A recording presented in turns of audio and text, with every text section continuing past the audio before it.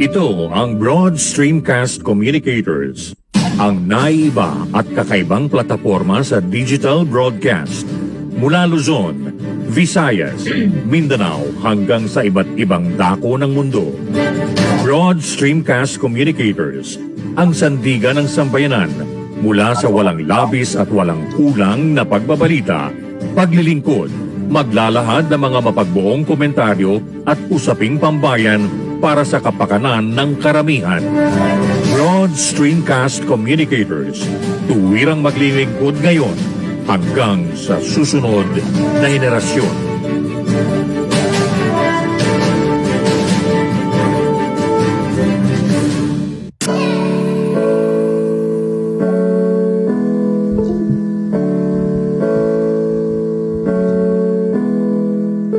Buhay Online, chikahan at kaalamang pangkabuhayan. Ating tunghayan, pakinggan at tuklasin ang mga pangyayari at kaganapan sa mundo ng online. Buhay Online, chikahan at kaalamang pangkabuhayan. Alamin ang pinaka-latest trends mula sa trabaho at kung hanggang saan na ang narating ng teknolohiyang ito.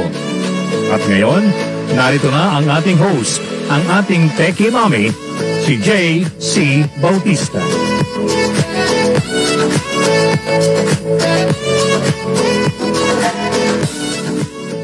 Hello everyone, happy Monday. Happy Monday. It's the start of a new week again, a very promising week ahead of us. And of course, as we always have to be thankful each and every day that we wake up to a new day is a blessing, right? Of course, I see hearts floating by pero hindi ko nakikita yung pangalan kung sinong nanonood. Lagi na lang ganitong problema ko and I sometimes see the names after the show na. I don't know, ako lang bang ganyan? Kasi nakikita ko iba yung mga live feed. Mabilis umaakit yung mga pangalan nito. Hindi eh. Oh. I can see thumbs up and hearts but then I don't see the names. So whoever is here with me today, good morning or good afternoon or good evening kung saan man party kayo ng mundo naroon. Maraming salamat for joining me today. Happy Monday to you or happy Sunday kung sa Amerika kayo. It's 8 or 7 or 8 ng gabi sa Amerika. Anyway, welcome to the show and I don't want to start on a sad note, but I just want to give my condolences to the family of Raymond Isaac, a dear friend of ours and colleague in the business, in the industry, sa showbiz at saka sa advertising. Rufa and I have worked with him in the past many times. He's a very good photographer. Raymond Isaac passed away yesterday sa Amerika, sa San Francisco. And it's very, very disheartening because he died of COVID. Okay? Doon sa mga tao talaga, up to this day, may mga tao pa rin hindi, may mga ibang tao talaga na iba pang naniniwala na hindi totoo yung COVID. But please, it's as real as can be. I guess unless it happens to you or somebody you know, you're not going to take this thing seriously and not wear protective gear, not wear your masks when you go out. But it is very real. I have had a total of 6 friends now who have passed away dahil sa COVID dito sa Philippines at sa Amerika po. 6 na kaibigan ko ang namatay and they're not old people. Naakala ng mga ibang tao ang nadadapuan lang ng COVID is yung matatanda. Hindi yan totoo. Okay? So please, let's all be mindful and be careful, alright? Condolences to Raymond Isaac. Very, very talented, seasoned, and kind person and very good photographer. Celebrity photographer yan, tsaka sa maraming mga ads na nagawa in the past. Very, very good. Okay? And also, on that note, okay, that's about condolences ngayon naman. Happy birthday greetings naman. Happy birthday greetings to 2 dear sisters of my heart, my beloved baby sisters, Connie Cuaderno and Jenny Bautista Winnicky. Happy birthday to you, my beloved sisters. I hope you enjoy your day. Kahapon po, dahil because of social distancing and the pandemic, my sister, lahat things nagagawa ngayon virtual. So nagkaroon kami ng virtual birthday party eve of the birthday of my sister kagabi via Zoom. Ang ginawa po ng sister ko, ayan talaga, this is technology of course, that's why I'm mentioning it, ay nagpa-deliver po siya sa amin lahat ng ng food because my sister Jenny Bautista Winiki, they own Tokyo Tempura. Okay? Yan po ang affordable tempura na masarap. Anyway, she sent us all magkakapatid. There's 3 of us siblings in the Philippines. So, pinadala niya yung mga brother ko sa Quezon City, tapos sa Marikina ng Tokyo Tempura, sabay-sabay kami nag-dinner, right? So, via Zoom, okay? Hindi namin napadala, of course, yung brother namin sa Australia at sa Amerika, okay? Because of course, hindi possible. Walang Tokyo Tempura doon sa mga bansa na yun. Pero if there were franchises there, syempre papadalan din yan ng sister ko. All virtual. See, that is technology working for you. And that's how we celebrate parties nowadays in this pandemic via Zoom na lang. But at least, kahit na paano, di ba, nakikita pa rin kayo. Hindi lang face-to-face na nararamdaman mo or nakakap, pero nararamdaman mo pa rin yung love because virtually at least we see each other, right? Yung mukha natin, nakikita natin at naririnig natin yung boses natin dahil sa technology. Isipin nyo na lang nung wala pang ganun. Talagang kung may pandemya, hindi na kayo talaga magkikita at all. But of course, I miss my siblings physically, the physical contact with them. But there's nothing we can do right now but grin and bear it, okay? And live with this new normal, which we have been living for more than a year now. And of course, we can't believe it. September na, right? Burr months na. Oo nga, all those Jose Marichan memes and stuff. Yes, it's his season, okay, to be jolly. But of course, how can a lot of people be jolly if they've lost their jobs or they don't have jobs or they don't have negosyo? But marami pa rin tayong hope, faith, and love na nasa ating mga puso that we are going to be resilient and continue to survive and fend in this situation. Yun lang nga talaga, we have to be mindful and be careful and be safe kasi nga itong bagong virus is mas matindi, right? So, let's talk about current events in technology around the clock, around the globe, okay? Let's start with news, okay? What's happening in the world, okay? Yun nga, yung ang vaccination certificates na mention ko before, right? Okay? The vaccination certificates that I mentioned before, ito, napakita ko, diba? Itong VaxCert, ayan. Balikan natin, alright? May update tayo dyan, okay? Meron tayong update tungkol sa VaxCert PH na yan, okay? The soft launch of PH Digital Vaccination Certificate was set for today. Okay? September 6, okay? Ayan ito yung VaxCert certificate. It is set for today, okay? Ayan. Yung yung bibigay na certificate online ng mga app, ayan, VaxCert. Okay, this is set to be launched today. Okay, this is fresh from the online press. Okay, sabi ng CNN Philippines 2 days ago, the Pandemic Task Force has approved the soft launch of Digital Vaccine Certificate or VaxCert PH on September 6, which is today. Okay, sabi ni spokesperson Harry Roque, in-announce niya to nung Sabado, okay? Overseas Filipino workers and outbound Filipinos from Metro Manila and Baguio City will be prioritized in the initial rollout. Sabi ni Roque, nakalimutan ko kung bakit Baguio City priority. Bakit nga ba? Can anyone please tell me? All right? It will later be open to the general public and for other purposes at a later time, sabi ni Roque. The Department of Information and Communications Technology, okay, or ang DICT, earlier said it is targeting a full nation implementation of the platform by October, by next month, okay? So ang VaxCert PH includes the holder's personal data, brand and lot number of the vaccine, o pati yung lot number ng vaccine nandun ha. So hindi pwedeng pekehin ito. And the place and date when the doses were administered ay nakalagay doon.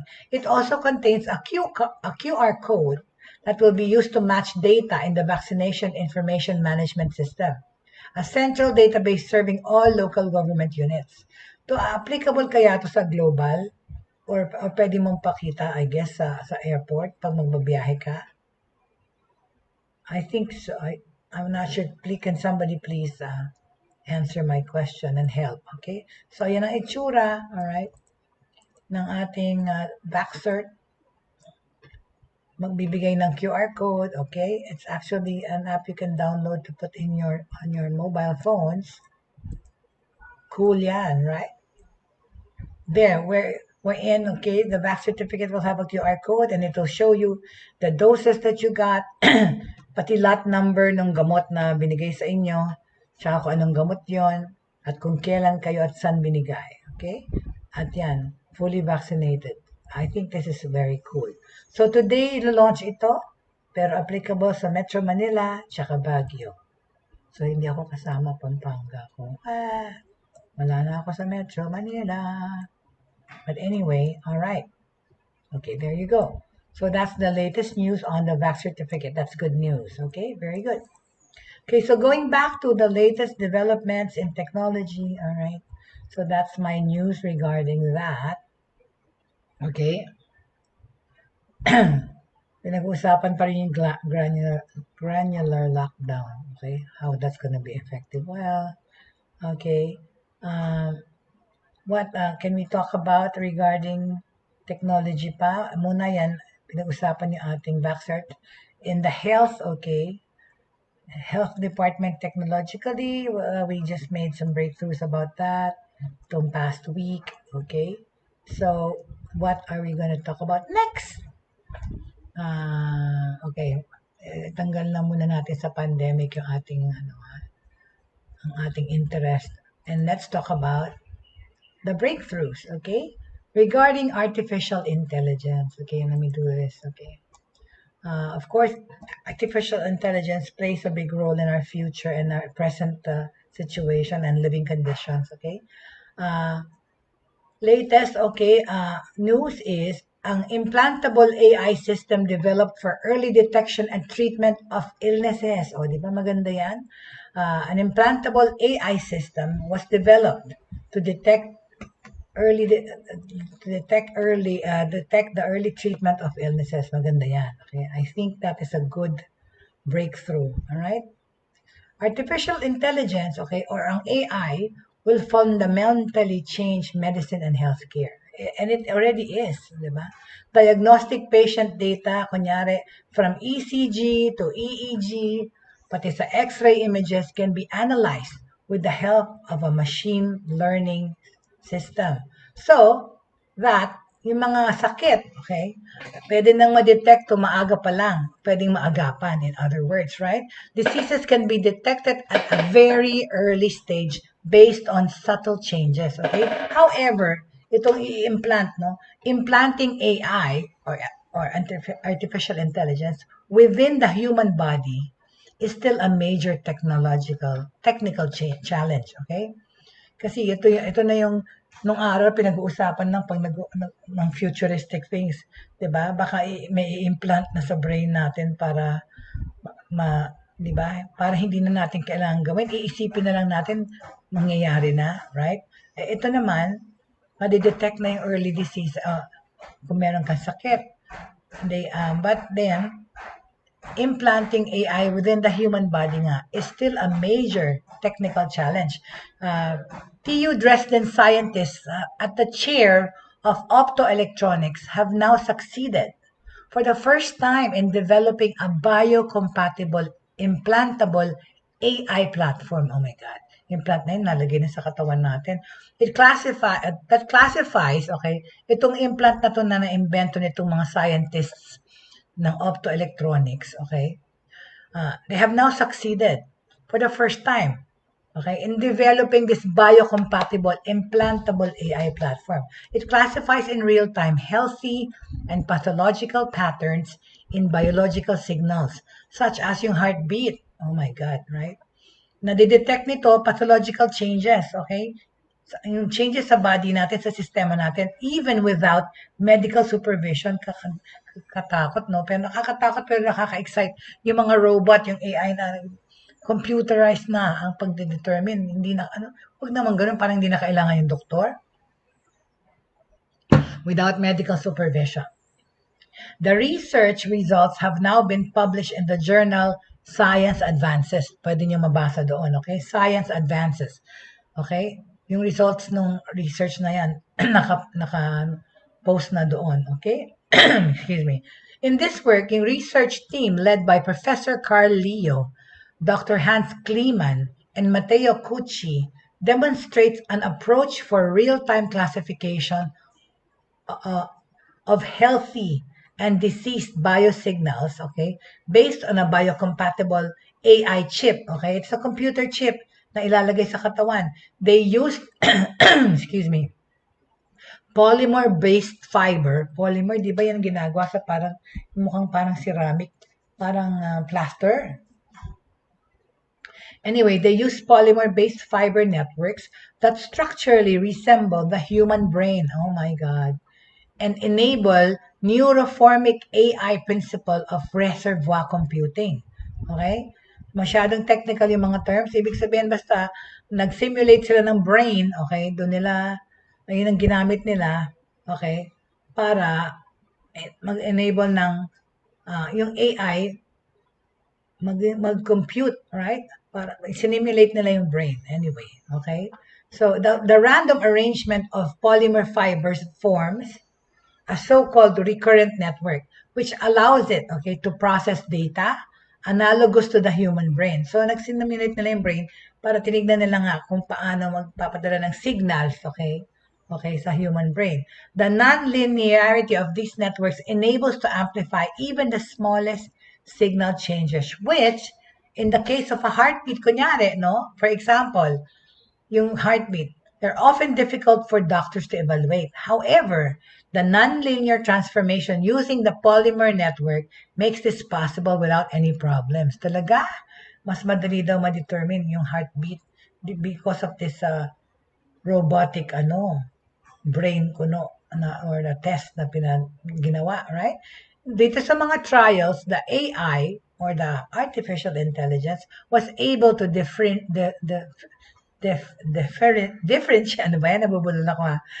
AI was able to differentiate between healthy heartbeats from 3 common arrhythmias with an 88% accuracy rate. 88%. In the process, the polymer network consumed less energy than a pacemaker. Aba? The potential applications for implantable AI systems are manifold. For example, they could be used to monitor cardiac arrhythmias or complications after surgery. Tapos, pwede silang i-report to both the doctors and the patients via smartphone. Okay? Allowing for swift medical assistance. So, pwede mo na i-text. Pwede ka nang tumawag sa doktor kaagad pag na-detect na may irregularity. Ano ba yan? I am so bulol this morning. What is wrong with my tongue today? But anyway, yun nga. It can detect irregularities, no? At pwede ka agad, almost real time, i-text or tumawag sa doktor. Pasyente pa alam kung meron ng kakaibang nakita yung AI. The vision of combining modern electronics with biology has come a long way sa mga taon in recent years, okay, with the development of a so-called organic mixed conductors. Explains Matteo Cucci, PhD student and first author of this paper. So far, however, successes have been limited to simple electronic components such as individual synapses or sensors. Solving complex tasks has not been possible so far. In our research, sabi ni Cucci, we have now taken a crucial step toward realizing this vision by harnessing the power of neuromorphic computing, such as reservoir computing used here. We have succeeded in not only solving complex classification tasks in real time, but we will also potentially be able to do this within the human body. Okay? This is a future effort. Ano pa lang, ha? foresight ito. This approach will make it possible to develop further intelligent systems in the future that can help human lives, okay? Reservoir computing with biocompatible organic electrochemical networks for brain-inspired biosignal classification, okay? Ayan ang kanilang inaral. Pero it will be, it could be possible, okay? All right? Because nga of this latest breakthrough, yung AI, makakadetect na ng yung mga telltale signs na merong problema ang sistema natin. Okay? Very good. It's for the early detection and treatment of illnesses. Why not coconut, right? Of course. Okay? So, meron pa tayong pag-uusapan na, you know, yung mga artificial brains then, of course, kailangan din magpahinga yung mga AI na yan. Pero, wait, but it really is amazing to think that, you know, robotics or AI can not replace but augment, 'di ba, the jobs of people. Ito nga sa health industry, okay? Okay, so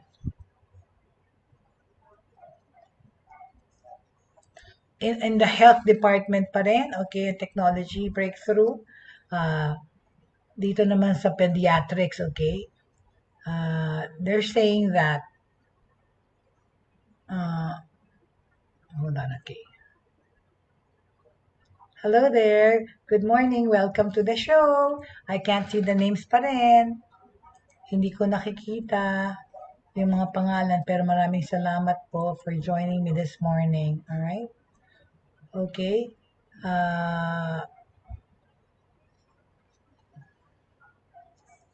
Wag na natin pag-usapan, wag na itong mga cancer things, okay? But, so that's the latest breakthrough sa technology muna sa health, okay? Yun nga na in the future, pwede nang may early detection na yung mga diseases. Good morning, Angelica. There, I finally see your name. Good morning.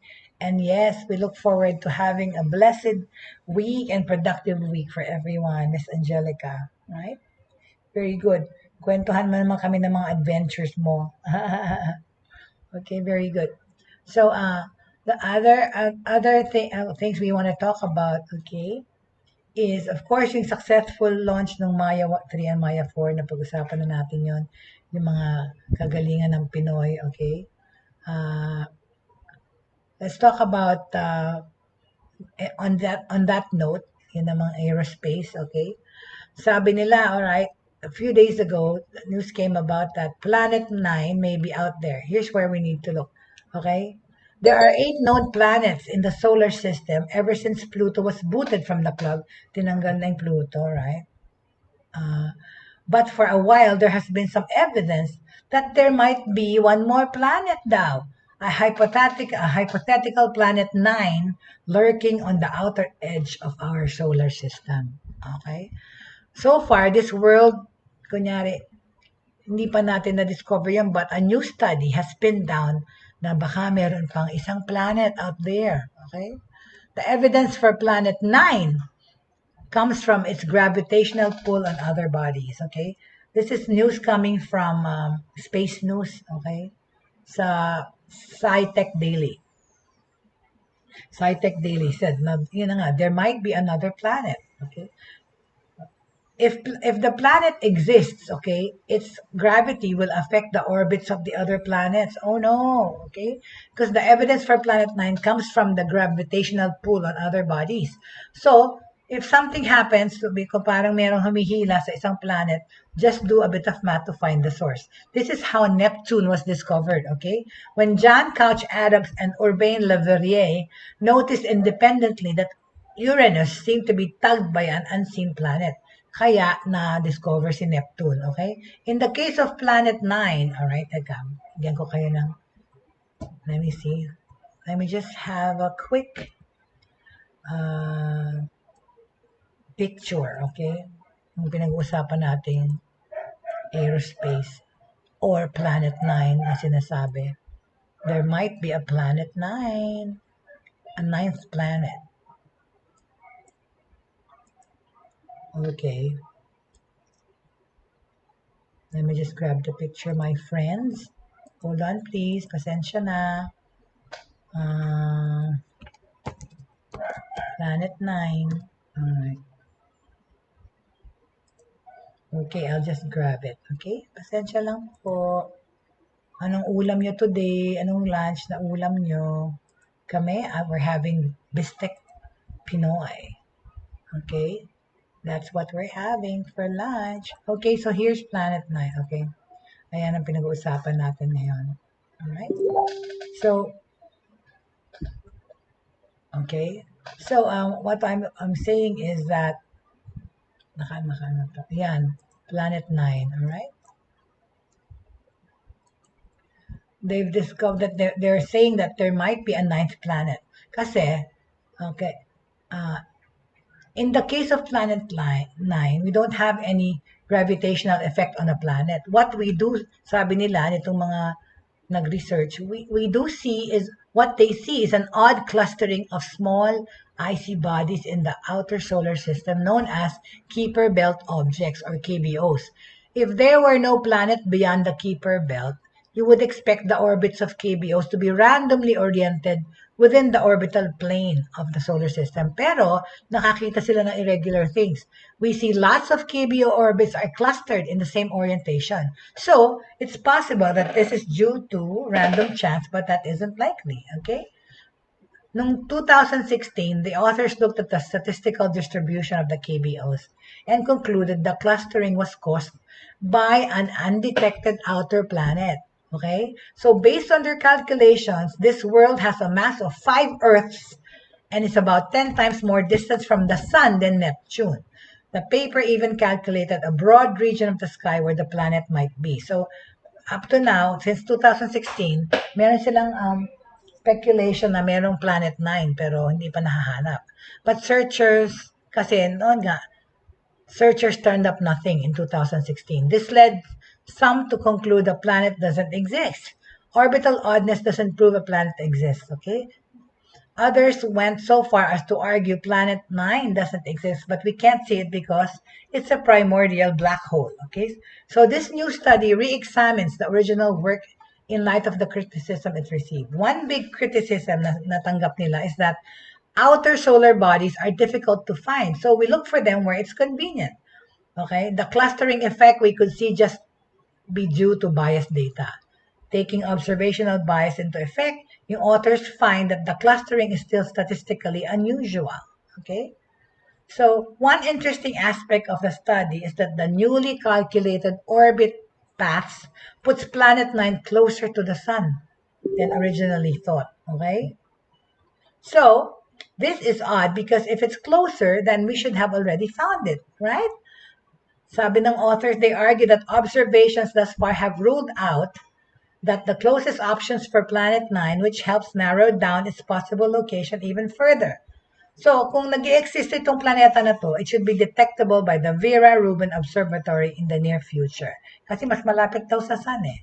So, this news is about they're opening, okay, of course, research and testing to find the Planet 9 that they suspect is out there. Okay? Okay. All right. Okay? So that's the news regarding aerospace. Okay? Okay. Meron nagpadala sa akin. Okay? More on health news daw. Okay?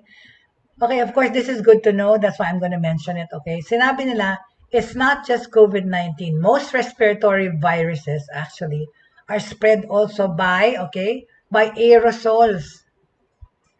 Okay, aerosols, okay? Let me just show you again a picture. Let me just remove first itong si Planet 9. Tapos ka na eh. Alright?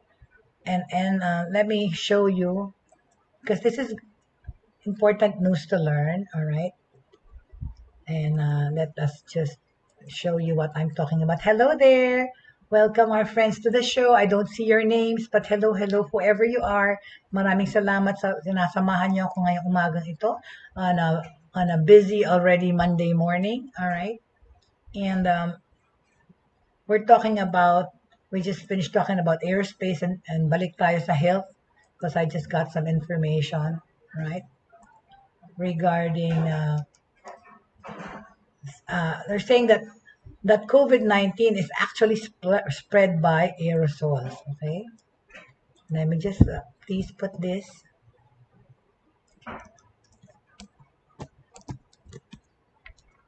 Let me just get the picture up for you guys, okay? Kasi sometimes the news just comes in while I'm talking to you guys. That's why hindi ko na prepare yung picture. Okay. All right. Let me see it. Where are you? Where's that? There you go. Okay. Ayan. Okay. There. Okay. Nasabi nila that, ayan. There. Takpan ko na lang yung mukha ko. It's okay. All right. So, what I'm saying is that it's not just COVID-19. Most respiratory viruses actually spread by aerosols, all right? This is a news from UCLA and America sa San Diego, California, and San Diego, California.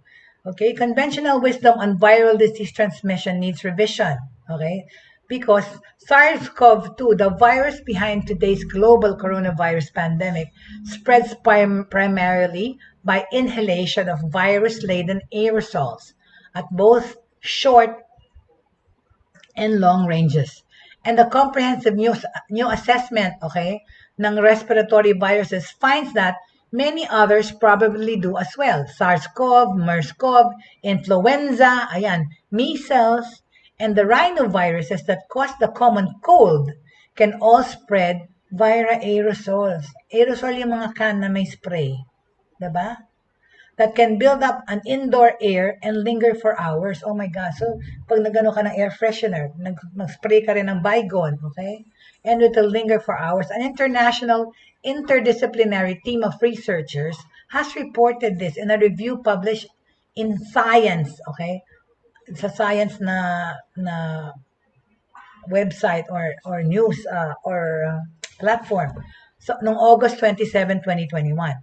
Over the last century and at the beginning of this pandemic, it was widely believed that respiratory viruses, including SARS-CoV-2, mainly was spread through droplets produced in coughing and sneezing of infected individuals or through touching contaminated surfaces. Yan ang sinabi nila. However, droplet and fomite transmission of SARS-CoV or COVID-19 fails to account for the numerous super spreading events observed during the COVID-19 pandemic. O kaya yung much higher transmission that occurs indoors versus outdoors, okay? Motivated by a desire to understand the factors leading to COVID-19 pandemic, okay, the researchers from Taiwan, tsaka sa United States and Israel sought to identify as clearly as possible how this coronavirus and other respiratory viruses spread. Okay, for example, the team reviewed numerous studies of super spreading events observed during the COVID-19 pandemic and found that the studies consistently showed that airborne transmission, okay, airborne transmission is the most likely transmission route, okay? Not surface contacts or contact with large droplets. One common factor at these super spreading events was the shared air people inhaled in the same room. See? That's why yung enclosed ng aircon, yan ang delikado pag nandun kayo sa isang bahay, of course, you're breathing the same air. Or yun nga sa airplane, di ba? Sa loob ng airplane, nakakaloka kayo, natatakot kung magbiyahe papuntang Amerika ng 14 hours ka, nasa enclosed ka, hindi mo pwedeng buksan ang bintana ng aeroplano, no? Kagaya ng ginagawa ng ibang countries na meron silang face-to-face school, like sa Japan, pero they leave the windows open. Pero hindi, yun, nandun ka pa rin sa loob ng bubong, na yung nag-circulate pa rin, yung airborne pa rin pwede maging yung virus, right? Tsaka, and on that note, sorry, as an aside, I was just talking to a student from Japan, and he's 8 years old, and he said they had no school today because the class that was after them, kasi pumapasok sila, hinati nila yung klase because like for example, there's 40 students in a class sa Japan sa mga elementary tsaka high school. Hinati, morning session, iba afternoon. Sabi niya, somebody contracted COVID dun sa panghapon na klase. So, sinara yung eskwela for today. Just for today lang. Yan na nga, inantay pang magkaroon ng COVID. Kasi sa Japan, they never stopped their face-to-face education. Since last year, since now, and forever. Pero yun na nga, yung mga infections, yung Delta, parang it seems like ina-attack nila pati bata na ngayon. So, ngayon mga bata na i-infect na. So, ngayon lang sila, today, hindi sila pinapasok daw. Pero, nakakatawa sa Japan eh. Yung elementary tsaka high school goes to school every day. Pero yung college students, for the past year, they've been doing online studies.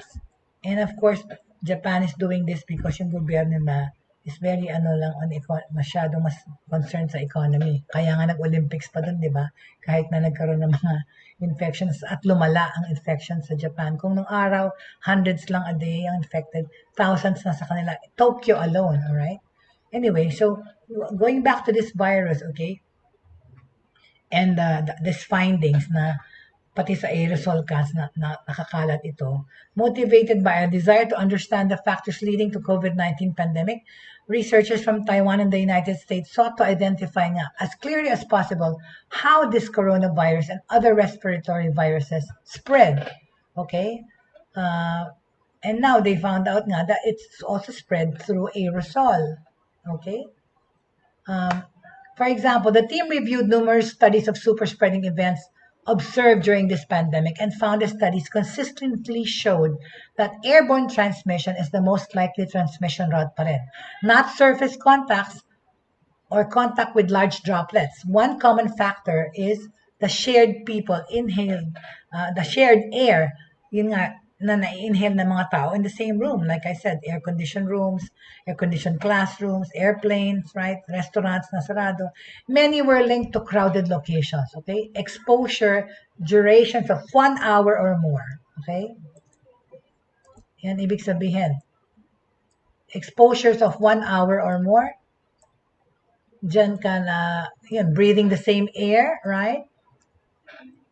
Poor ventilation, vocalization, ayun, yung pagdaldal-daldal na magkakaharap, yung laway na nagtatalsik-talsik, and lack of properly worn masks, okay? The researchers also reviewed evidence collected from many other types of studies, air sampling, polymerase chain reaction, PCR-based and or cell culture studies, epidemiological analysis sa skin, laboratory and clinical studies, tsaka modeling work, and concluded that airborne transmissions is a major, even dominant transmission pathways for most respiratory diseases, kagaya nga ng COVID-19. Yun na nga, di ba, kagaya nga kaya ayaw natin yung indoor dining sa restaurants, iwasan. Sa Japan, they never stop businesses nila. Restaurants and bars are open, okay? What do you call this? Concerts are being watched. Disneyland is open to the public. Pero ano daw, may social distancing naman daw, kailangan naka-wear ng mask. But kahit na nga kasi, yun nga, the minute you step out of your house, you are liable to get the virus, okay? Because it stays on your clothes, your hair, na kahit na nga naka-mask ka, yun na nga, pagkakain ka na at binaba mo yung maskara mo, diba, yung mga mesa na nakaupo ka or whatever, or even yung pagdala ng pagkain sa'yo from sa linuto hanggang sa pag-deliver sa'yo ng pagkain, hindi mo alam kung may dumapo na doon ng virus doon sa plato mo from the air, habang, na airborne. So it's really, really very difficult to detect and to find out minsan kung saan mo nakuha yung coronavirus kung bigla ka na-infect. Ito-retrace mo yung steps mo, right? Transmission through inhalation of virus-laden aerosols has been long underappreciated. It is time to revise the conventional paradigms by implementing aerosol precautions to protect the public against this transmission route. Okay? Itong sabi ni Chia C. Wang, Director of the Aerosol Science Research Center, nangangati tuloy ang ilong ko talking about the virus, and an aerosol physical chemist at National Sun Yat-sen University, Taiwan, who led the review, okay? Prevailing paradigms about respiratory disease transmission date back as much as a century. The team noted, airborne transmission, ito na paulit na ulit natin talaga na airborne ito. Was kasi nung iba-iba kasi yung mga messages eh. Before sabi hindi siya airborne, blah blah blah, kailangan naubuhan ka. Pero yun na nga, pag umubo yung buga, syempre airborne na siya. Dala na siya ng hangin papunta sa iyo. Kung naka-electric fan ka o naka-aircon, sa'yo na pupunta yung virus, right? Habang nag-uusap kayo. Airborne transmission was paternalistically dismissed in the early 1900s by prominent public health figure Charles Chapin due to a concern that mentioning transmission by air would scare people into inaction and displace hygiene practices. Yun na nga yun eh. Una, di ba, before sinabi, the airborne, tapos ngayon airborne, kasi para magmatakot tayo. Pero dapat, ang sasabihin, kasi yung katotohanan, kung airborne siya, airborne. Hi there, Joey! Magandang tanghali to you too. Thank you very much for gracing my show with your presence, Joey Ortiz. Hello.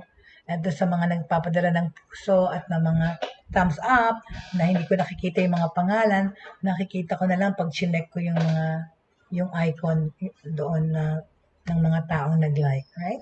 But anyway, thank you so much for joining me. We're still talking about COVID-19 virus being airborne or not, and the recent findings that it is also borne or it's transmitted through aerosol,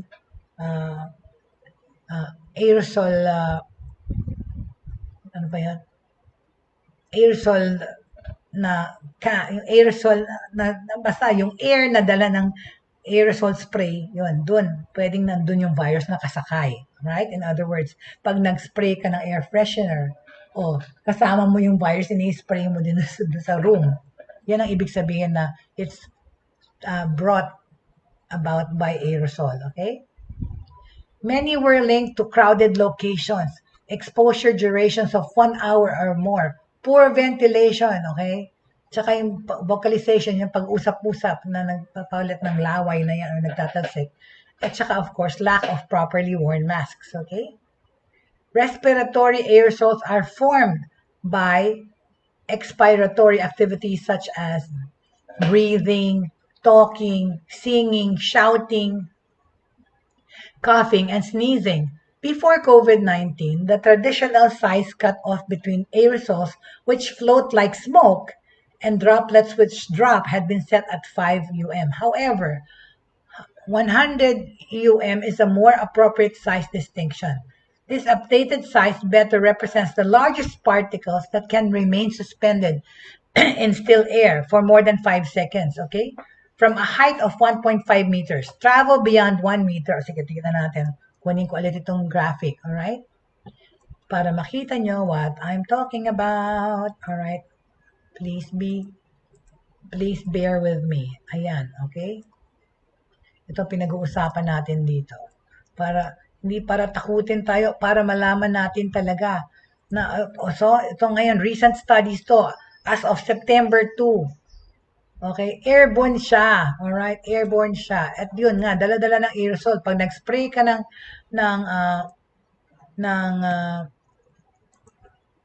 air freshener o nag-spray ka ng Baygon, pwede mo siyang makuha. Right? Okay, let me see. Let me show you. Not to scare you, but to inform you. Okay? That's why we're here, diba? So, asa na ba yung aking... There you go. Alright. Ayan, The journey of virusols. Nakikita nyo ba? Ayan, see? Ang pinapag-usapan natin ngayon, importante yon na para lang sa kaalaman nyo, kasi out of ignorance, kasi sometimes we tend to think otherwise pag hindi natin alam. So, kaya nga tayo nandito para makatulong, okay? Respiratory aerosols are formed by expiratory activities na nga, such as breathing, talking, singing, shouting, coughing, sneezing. Ayan, yung mga aerosol na dala-dala ng spray, pwede yun kumalat dun sa room. And these are in closed environments, okay? Alright? So, the majority of aerosols produced by respiratory activities are smaller than 5 um, which allows them to travel deep into the bronchial and alveolar regions and deposit there. Dito yan sa ilong. Yan. Studies find that the viruses are more enriched in aerosols, said, okay, sabi ng pulmonary physiologist of Technie ng Israel, okay? So they travel beyond 1 meter from the infected person. Okay. Kasi 1.5 meter, iba ang distance natin, dapat 2 meters at least kasi from a height of 1.5 meters, okay, yung virus na daladala ng aerosol spray travel beyond 1 meter from the infected person and it can be inhaled as kalayo as that, okay? So 1 meter distance, hindi talaga pwede yan dahil pwede mo pa talagang ma-inhale yung mga airborne viruses. Okay? So they travel beyond 1 meter from the infected person and can be inhaled. The majority of aerosols produced by respiratory activities are smaller than 5 which allows them to travel even deeper. Okay? Okay? So, ayan yan. Kita yung path na yan. Another distinct behavior of aerosols should be taken into serious consideration is their capacity to be influenced by airflow and ventilation. Yan na nga yung aircon, yung kung saan yung path. Ensuring sufficient ventilation rates, filtration, and avoiding recirculation help reduce airborne transmission of infectious virus-laden aerosols. Okay? Monitoring your carbon dioxide with portable meters will help verify that ventilation is sufficient. And implementing portable HEPA or high efficiency particulate air, mga purifiers, okay, and upper room UV disinfection systems also help reduce the concentration of virus-laden aerosols, okay? Sabi ito ni Luis Jimenez, an atmospheric aerosol chemist ng University of Colorado. On the other hand, yung mga plexiglass barriers, ito yan. Sinasabi natin kung may effect yan. Okay, di ba? Naglalagay ng mga plexiglass, sabi ko dati, ano yan, fiberglass. Naglalagay ng mga plexiglass barriers sa mga restaurants, di ba? Sa mga establishments, sa mga bangko, sa mga, mga nagbibigay ng services, sa mga PLDT, sa mga Meralco. Naglalagay ng plexiglass. Pero anong effect na nun? Okay? On the other hand, the plexiglass barriers commonly used to block the droplets, spray from coughs and sneezes, in indoor spaces may impede proper ventilation and create higher exposures for some people. Ano ba yan? So, ngayon naninegate naman ganun yung premise na bumabara, siya yung nagbablock dun sa mga laway or sa mga talsik. Kaya so, maiyan na naman daw niya yung ventilation kasi gusto mong lumabas sa air. Pero yun na nga, dapat open air. Hindi talaga. Pag nasa enclosed environment ka, yun ang talagang delikado. Huwag mo talagang tanggalin yung mask mo. Kasi nandun. So sa bangko, di ba, I'm guilty of having to put my face shield sa taas. Pero naka-mask pa rin ako. Hindi ko man inaalis yun. Kasi nga, sa bangko, pwede mo makuha yun, di ba? So it may impede the proper ventilation and create higher exposures. So, they are not recommended except for brief face-to-face transactions, okay? But even then, masks are better because they help remove aerosols while barriers just divert them. Pero yun na nga, ang ano naman natin, hindi naman tayo, wala pa rin hindi pwedeng na walang maskara. So, kahit na mayroong mga barriers na gano'n, nakamaskara pa rin yung mga tao. Obvious yun talaga. Pero nga kasi recently, di ba sa Amerika, because feeling nila, na bakunahan na most of the people, hindi na nagmamaskara yung iba. Pero as opposed to sa Taiwan, na almost zero infections, and again, they did it again. They, last June, they had a state of emergency only for 2 weeks. In-address nila yung kaunting Delta variant positives na nakuha nila. Siguro there were 80 or 100. They contained it, they isolated them, and now they're back to normal again. Inopen na ulit yung schools. For 2 weeks, yung mga bata hindi pwedeng pumasok, mga trabaho rin, they stayed at home. And now they're okay again. They're okay with the infection. Halos zero daw, you know. Again, as I was talking to because I have Taiwanese students as well. So with the surge in infections caused by the Delta variant and the increasing concurrence of COVID-19 breakthrough cases, infections among people who have been fully vaccinated, di ba? Yan ang ating nalalaman ngayon. Oo nga, yung in-announce ko palang namatay naming kaibigan si Raymond Isaac, a very known photographer. He died of COVID-19 sa Amerika just yesterday. fully vaccinated, nabakunahan po yun actually. No, he got his first dose, I think. But then there's also a rising infections from people who have fully been vaccinated. Kasi to just again reiterate, no, hindi ibig sabihin porke nabakunahan ka na, hindi ka na matadapuan ng virus. Pwede ka pa rin magka-COVID, pero yun na nga, mas mabilis ang paggaling at ang pag-handle mo ng effect nito sa katawan mo. Right? We have a layer of protection when we are vaccinated, okay? But it doesn't negate or it doesn't avoid getting the virus, okay? Okay? Okay, so yun lang please. All right. Many governments and national disease control agencies have resumed universal masking in public. Universal masking is an effective and economic way to block virus-laden aerosols. Okay? So, ayun pa rin, ang protection pa rin natin talaga ay maskara.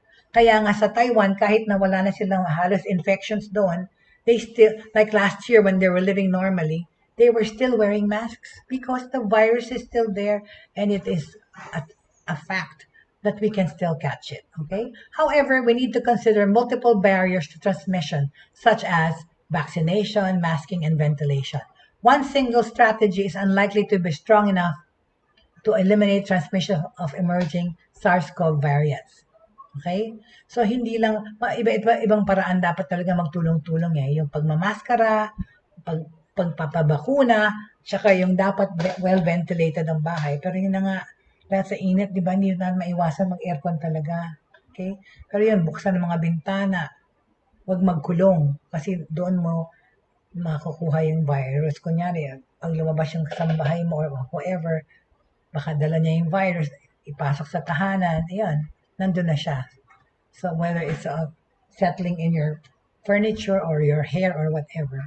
As the evidence for airborne transmission of SARS-CoV has increased over time and has become particularly strong, di ba?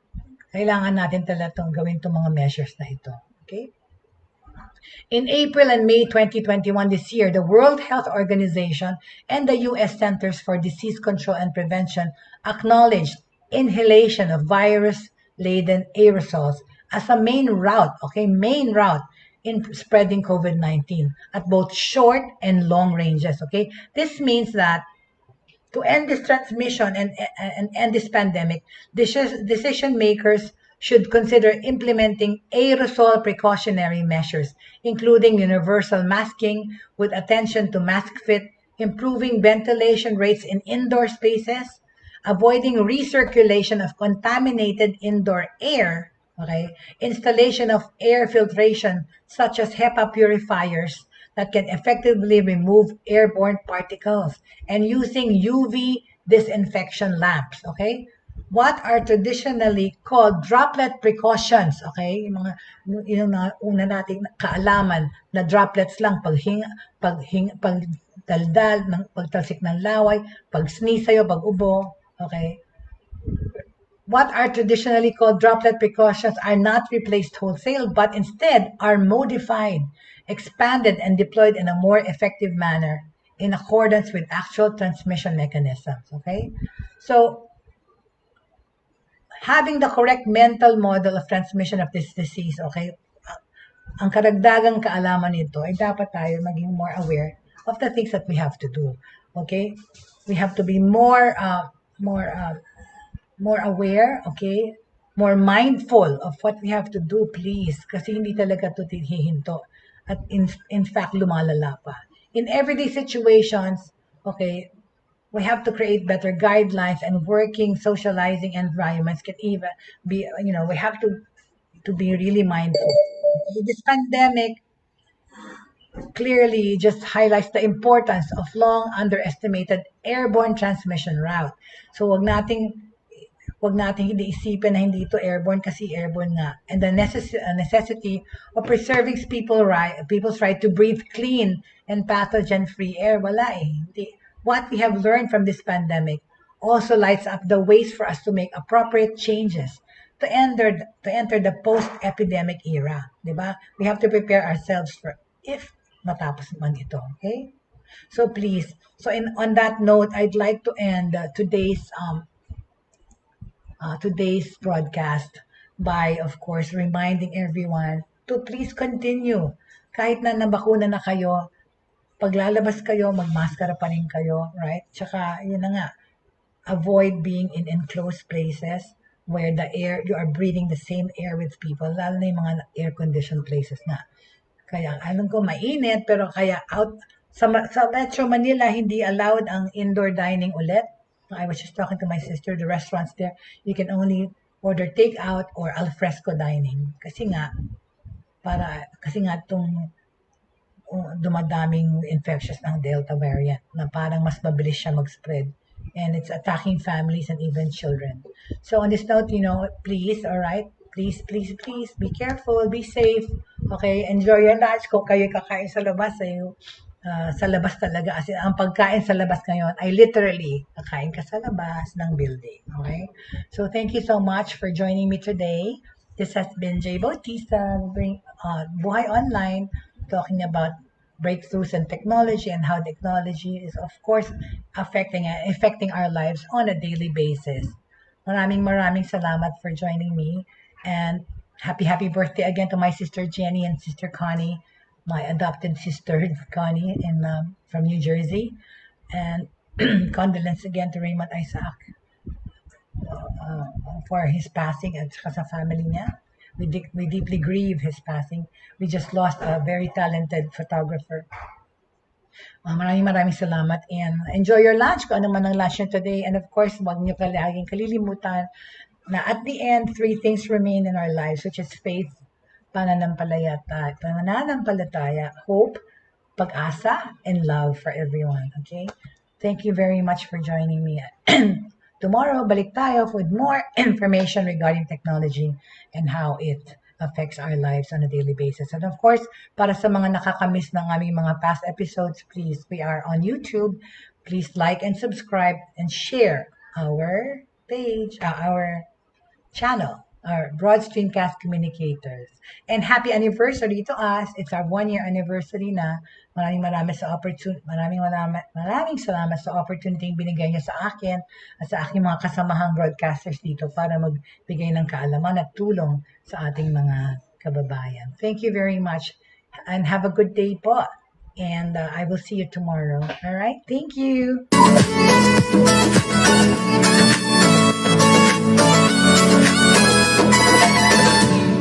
Inyong natunghayan at napakinggan ang mga makabagong pamamaraan sa mundo ng online sa pamamagitan pa rin ng Broad Streamcast Communicators. Hanggang sa muli, maraming salamat.